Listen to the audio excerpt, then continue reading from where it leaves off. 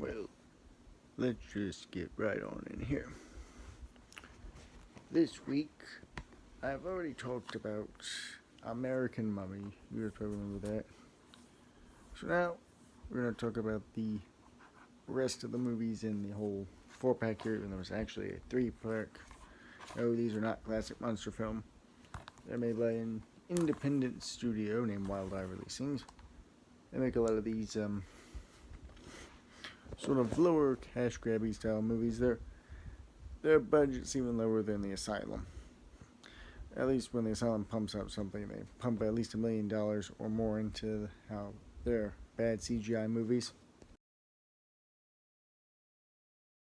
Alright. Now, I've already done, I think, Night Howl. I'm not sure on that. I've done American Mummy. I think I also talked about Puzzle of Dracula, but that was an Italian film, I think. That was not even made by this company. I think they just bought the rights to it. It's one of the better movies on here in this 4-movie collection. So, after getting these movies and watching them, most of the way anyway, when I couldn't stomach it not falling asleep watching them, I decided to get some sequels.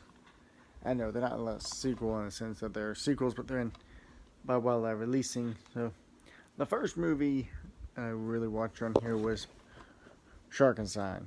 Sharkenstein is very bad, and I mean effects bad. There's like a looks like a paper mache submarine floating through. The creature is just a giant puppet that looks like someone threw in their bathtub, and then when they kill someone, very bad, cheap CGI blood appears on the screen and then disappears. And occasionally a few practical effects will be left behind. The whole premise was the Nazis made this giant shark creature, and that's pretty much it. They used the brain and heart from the Frankenstein monster or something like that. I got very bored with this one, so I give this one a very long pass. The next movie is Raiders of the Lost Shark. Now, Raiders of the Lost Shark is not actually a movie made by the Wild Eye Releasing Company. Looks like it was an independent movie that they bought the rights to, or at least distribution here for America. The movie itself is about a weaponized shark. The budget's actually higher. The CGI quality is on par with what you see on the Sci-Fi Channel. So it looks like they took this movie and then they got the rights to it and distributed it as part of this 3-pack of Shark Attack 3-pack movies. And then the final one, this one's been reviewed before a long time ago. This one was reviewed by IHE, but Shark Exorcist, a movie where Satan possesses a CGI shark that's red colored. Looks like the shark from Atomic Shark. And then you have a possessed nun or something who kills people and such like that. The movie itself is pretty ridiculous. It was made by the guys who made The Amazing Bulk, which is a laughable movie parody of a Marvel superhero movie.